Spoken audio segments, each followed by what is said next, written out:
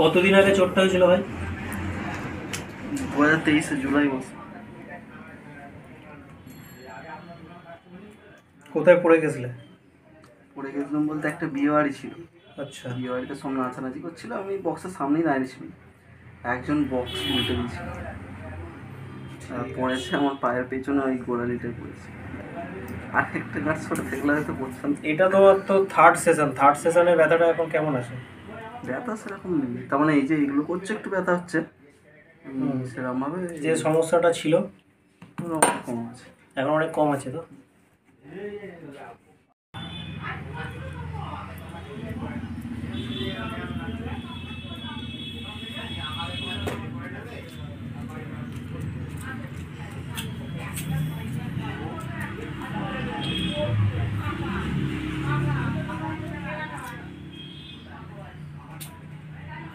জন্মদিন আছে।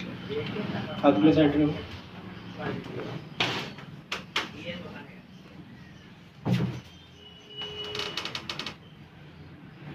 রিল্যাক্স।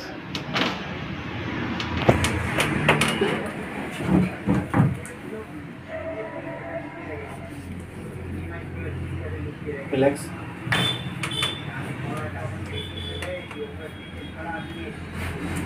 ব্যথাটা কখন কমেছে? আগের দিনে যে কোমরে চাপটা দিয়েছিল? হ্যাঁ,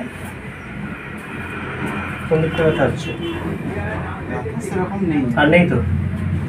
মানে এগুলো তো বসে বসে সবসময় কাজ করি তো, একবার মনে হয় যে ব্যথা যাচ্ছে।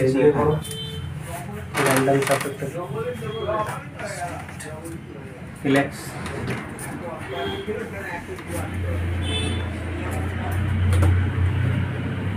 নিঃশ্বাস জোরে ছাড়ো।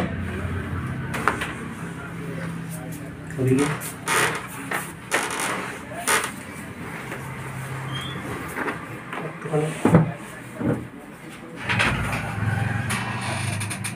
একটুখানি সরে যাবে, স্ট্রেট। জোরে নিঃশ্বাস ছাড়ো। ঠিক আছে, রিল্যাক্স। ওঠো, এদিকে পাটা চলো, রিল্যাক্স। একটুখানি নিঃশ্বাস নাও জোরে, ছাড়ো। ঠিক আছে, বলো ট্রিটমেন্টে কেমন রেজাল্ট পেলে?